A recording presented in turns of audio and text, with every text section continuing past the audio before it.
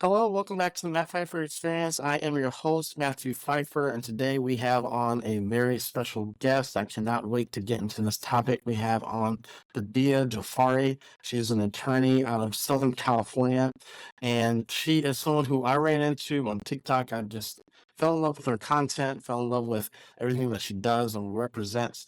As you guys know, who have followed this podcast to follow me for a while, we only like to bring people on that I would refer to you or to my family members or that I would hire myself if I needed. And so we have on attorney Jafari today. And so I'm going to kick it over to her, Padideh, I'm sorry. If you could just tell us a little bit about yourself and welcome to the show. And thank you very much for joining us. Tell us a little bit about yourself and how you got started. Well, Matthew, thank you so much for having me. It's such a pleasure. I know you have a huge following yourself, so I hope to just add value to your audience. My name is Padideh Jafari. I have been a divorce attorney for over 20 years. Every time I say that, Matthew, it's like, oh my goodness, am I Yeah. really that old? But 21 years, and I just have a passion for family law. Helping my clients through really one of the most difficult times in their life. As you can imagine, divorce is very difficult, whether you have children or you don't. It doesn't matter. It's a very difficult time in anyone's life. So I pretty much handhold my clients through the process. And I'm very excited to share my knowledge and my wisdom with your audience today. 20 years, and obviously you have a lot of experience, and you hit the nail on the head when you talked about divorce and how difficult it can be. Forget about narcissistic divorce and high conflict divorce for a second. One of the things that people don't understand about divorce, and this brings me back to my therapist days, that divorce by itself is a form of trauma. And people don't really think of it like that. They think of, because of course, on social media, people think about the freedom that you get after the fact. But divorce just by itself is a form of trauma and is transition and can be very, very difficult. What were some things that caused you to want to become a divorce attorney and to go into family law? I know a lot of people that we've interviewed, they initially avoided it because of all the horror stories they hear, and then they fell in love with it after the fact, after they kind of got started. What was your story? How did you always want to do it, or was there something that drew you in after something, or what was your origin stories? So, I knew that I wanted to help people. So, since I was 5 years old, I wanted to be a lawyer. And you can imagine growing up as a 5 year old and telling people I wanted to be a lawyer. They would always say, oh, you're a smart little girl. And, whether it's going to happen or not was anyone's guess. Yeah. But I went through, sort of my undergrad at Loyola Marymount, taking psychology classes, so I understand like the psychology. I'm not a therapist like yourself, but I understand the psychology of cases. And then I went through law school at Southwestern University School of Law, which is out here in Southern California. And every case I pretty much studied, I would think about the psychology of the case. And I interned for the district attorney's office in their it was minors that were sexually abused. Oh So wow. I wanted to kind of go into that field. I took the test, the district attorney's test. I got a 98 out of 100. But they had a hiring freeze when I graduated law school. So that wasn't an option. So I started my practice, solo practice, pretty much doing family law. Knew people that were getting divorced, so obviously that was an easy way to transition from law school, and just really fell in love with it. And I think I told you this offline, like our law firm only represents the innocent spouse. We Mhm. don't represent, narcissists, sociopaths, people that really try to make it difficult on their, spouse that they're divorcing because as you said, everybody is in a trauma situation when they get divorced, but some like to make the trauma even more Yep. and heighten that trauma. And they not only do it to their spouse, but they obviously do it to their child. And Yep. so, or children. So, I'm really lucky in the sense that I get to pick and choose who we represent. And I do a initial interview with the potential clients. And, sometimes when I reject them or say, it's not a good fit, they're always like, well, why not? Like, we want you. And I'm like, how do I tell them that they're going to be really hard to represent, right? Mhm. So I'm really lucky in that sense, but I really went into it wanting to help people. I know Yep. that most people are like, "Oh, divorce, another divorce attorney," but we're with our firm, I'll tell you, Matthew, the truth. I've had clients tell me that they wish that they could pay me double because that's how much like heart and soul I put into every case. Yeah. And so anyway. Yeah, I completely understand that. As part of the reason why we had one is that your passion for victims of narcissistic abuse, and one of the I want to go back to um, something you said in terms of that you work with the innocent, because one of the things that I'm sure that I always say this, I can hear my audience like screaming through the phone and through the as they're listening to this, because narcissists are so crafty at making themselves sound like and look like the victim, and like they're the ones who are the innocent one, especially with people who are new. um what are some things that you've done or that you've seen over the years that kind of tips your hand, that lets you know, like, this isn't the person that we really want to work with, or maybe this person isn't representing themselves the way that they really actually should, or they're doing it with malintent. Right. So you're talking more about like the covert narcissists, Hmm. the ones that come into the office on the initial consultation that are like, poor me, I'm the victim. They never accept responsibility.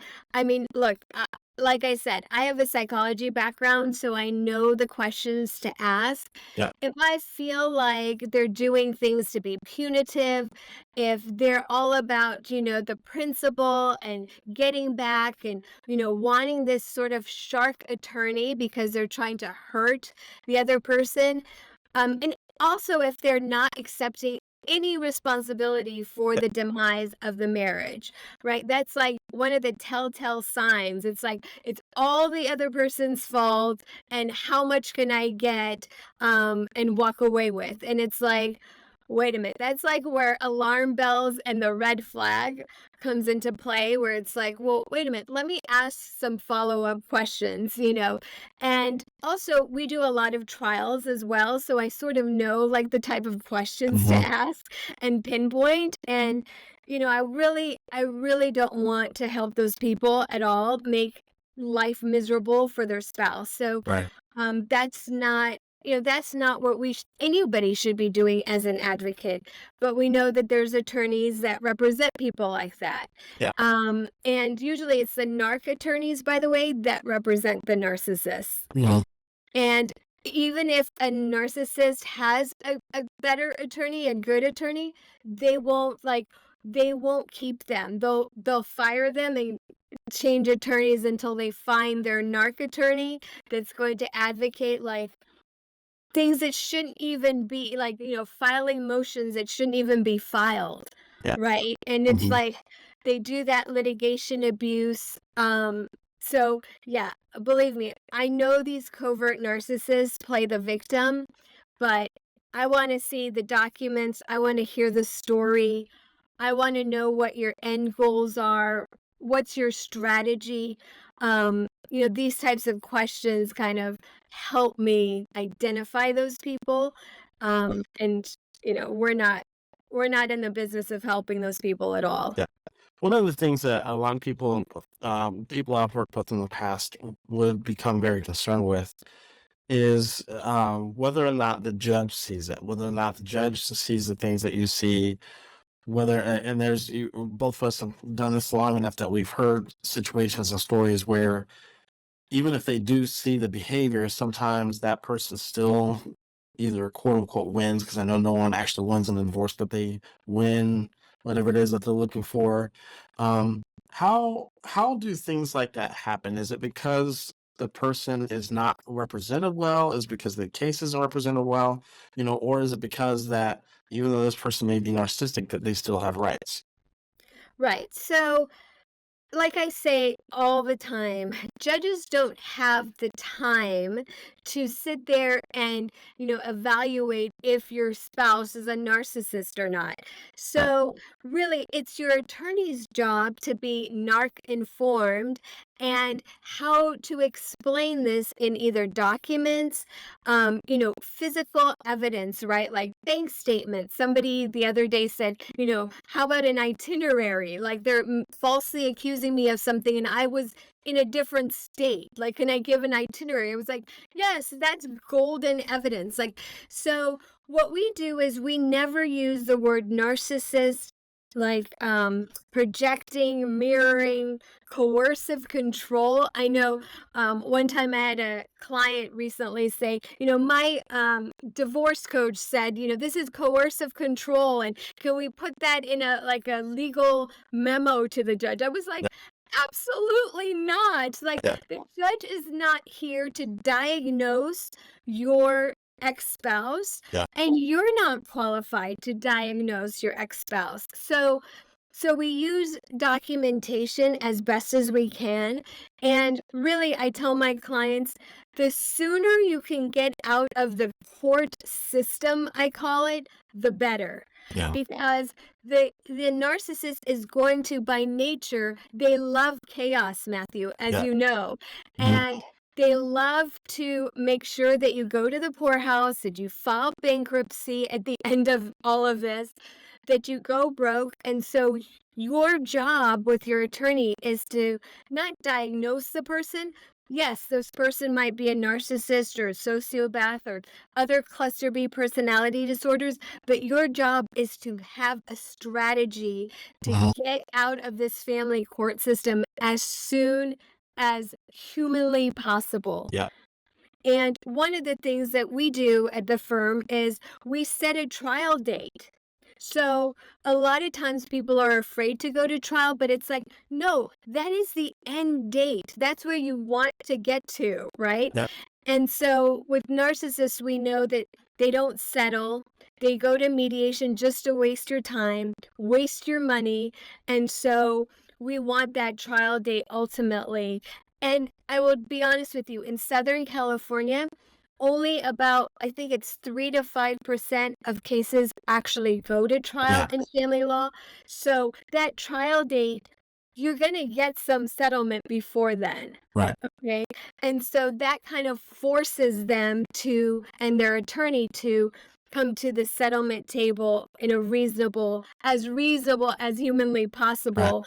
And so, we tell our clients if there's 5 issues and we can settle 3 issues, then great. We'll go to Yeah. trial on 2 of those Yeah. issues. One of So, the things. Oh, sorry, I didn't mean to cut you off. so just knowing that you have a narc informed attorney and having a strategy is very, very helpful and beneficial. Yeah. One of the parts of the strategy that I would talk to people about often whenever I was coaching people on this was not to negotiate with the narcissist outside of the realm of your attorneys in court and things like that, because they were doing a handful of things. They were just gathering information. They were going to use it against you. I don't know if I've told this story on the podcast. I remember there was a person who I was working with years ago, and I told them this, and of course, the narcissist in that situation was able to, get at them enough, and the person just wanted the divorce done, and told their narcissistic ex, you can have anything you want. The only thing I need out of this relationship is my dog. You can have the house, you can have this. They didn't share children, anything like that. You can have the assets. I just need my dog. And when they went to court the next day or that week, the narcissist, of course, with tears, Your Honor, she can have anything she wants. The only thing I need is my poor little dog. And I always share that story with people because that's exactly what they'll do. The one thing that if you tip your hand and if they know that that's the one thing that you want, then that's the one thing you're going to be going to trial over. And if you're not careful, you're going to be going to trial over a dog, over a couch, over, over something that from the outside looking in might seem very, very simple. But have you run into those type of issues, and is there a way of avoiding those type of issues? Because from my experience, it's look that's been pretty common. Yes, you're absolutely right. And usually it's the child, right? Mhm. So in that case, the dog was their child, so I can understand that. But usually it's the child, and it's like they use the child, and we've seen it in both genders. When we represent fathers and we represent mothers, usually they're using the child, and it's like the parent that is really hasn't taken care of the child while they were together now all of a sudden wants sole custody or 50-50 custody, and the other parent's going, what are you talking about? You never took care of the child while we were together. And so usually they use the child as a pawn, and that's obviously becomes very difficult for our clients. But we have a lot of, custody issues and disputes about the child. And so, just even this morning, we had a situation where the narc father took the 2.5-year-old to go see a doctor without the mother, and the mother's the primary, and we represent the mother. And so our client's going, how can he do that? How can he take the 2.5-year-old to the pediatrician without even letting me know or informing me? And so that's, again, we tell our clients he's using the child. Not that it makes it better, but just so you know that we hear you, we see you, we understand what he's doing, and we can put into a parenting plan where he has to let you know before he does that to give you the opportunity to be there as well. Because the narc father in this case is taking the 2.5-year-old, and he wants the child to go to preschool, so he's doing everything possible to have that pediatrician say, oh yeah, she's ready for preschool. It's like, Yeah. so whatever it is, like you said, sometimes in our cases it's a piano, and we're going, the narcissist doesn't even play the piano, Right. And so we tell our clients, like, you could either argue about the piano and, you're going to run up attorney's fees, or you can just go buy a new piano. Mhm. Some things obviously have sentimental value. So, they're like, no, we need this particular piano. Right. But really, the best way, Matthew, and I'm telling you this as a divorce attorney, is not to tip your hand, like you said. Let your attorney do all the talking for you, and really try to close the loop as much as possible Yeah. and get out of this court system, because clients think, okay, the judge is going to be reasonable and just. And I tell my clients, look, judges are subjective in family law. There's no jury. So I tell my clients, if the judge is having a bad day, right, you could get a bad decision, and I could be doing everything in my power to represent you effectively and trying to persuade the judge. But I don't ultimately know what the judge is thinking, right? Right. So, judges have biases too. They're not supposed to, but they're human. So really, you need to close the loop, make sure that you're focusing on the things you really care about, and try to get out of the court system. Yeah. You mentioned a phrase that I used a lot whenever I was coaching people, closing that loop. Because one of the things that another strategy that I would often see at times see from the narcissistic side was we can divorce, but let's keep the house in each other's name, right? Or let's keep the boat in each other's name. You can have the car, but I just want to keep my name on it. And having all of these loops continuously open. Um, and the under the guise of we can remain cordial. and it always ends up a huge mess where the house is in your name, but they're not making the payments. The house, the boat's in your name, but they're not making payments or not returning things or not sharing things late. And it just becomes problematic, and you end up in a situation where you have to go back for either a modification, and a lot of times those modifications are just as bad or even worse than the divorce itself. Is that something that you see a lot where, and sometimes it's with things that people find most sentimental, or they think that this is a way to try to appease the person and it doesn't work. Right. Well, we always say, if the person, like, let's say that, okay, you're agreeing to keep the house, let the other person keep the house. That's usually the narc spouse. And what if he or she gets a girlfriend, and now you have a third party living in your house, Mm. and then the client goes, "Oh my gosh, well, I wouldn't want that." And it's like, well, what do you think is going to happen, right? Right. So I always advise, get them off the title. If they're not going to agree to it, then we need to force the sale of the house. And judges in Southern California, they understand this, right? And so sometimes people will say, well, can I have 90 days, or can I have, it's like, yeah, you can have time to go figure out how you can refinance a home.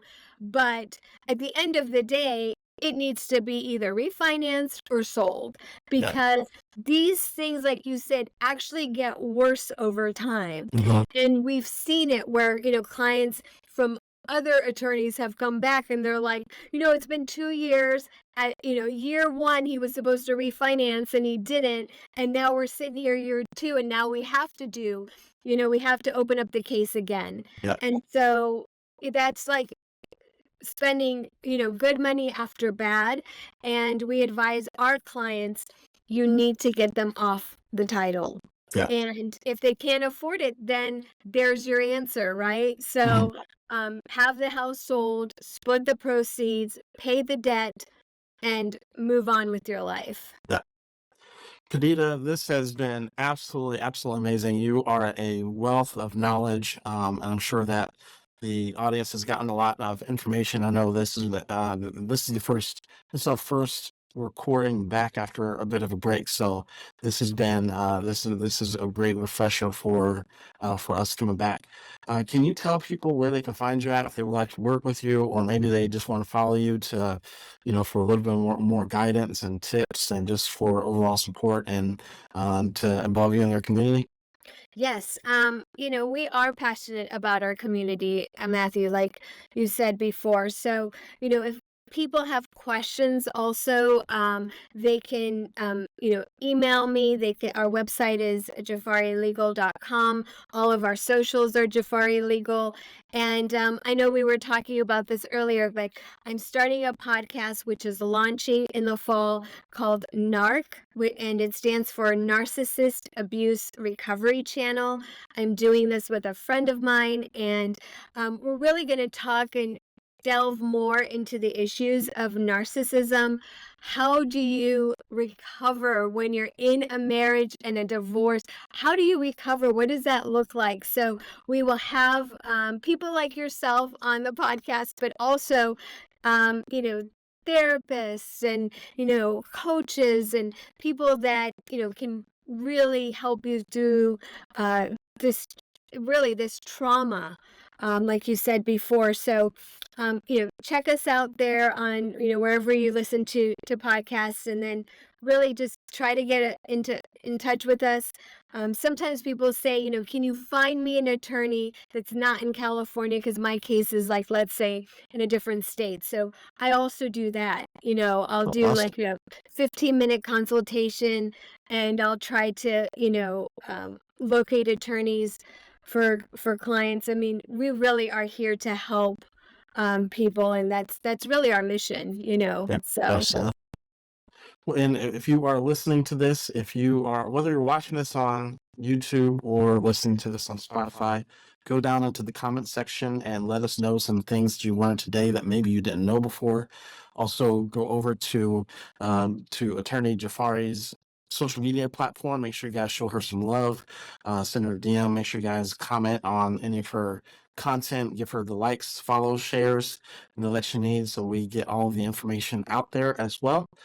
Share this with other people that you might know that are struggling as well. And with all that being said, thank you so much. This is the Matt Pfeiffer Experience, and we will see you on the next episode. You guys have a good one.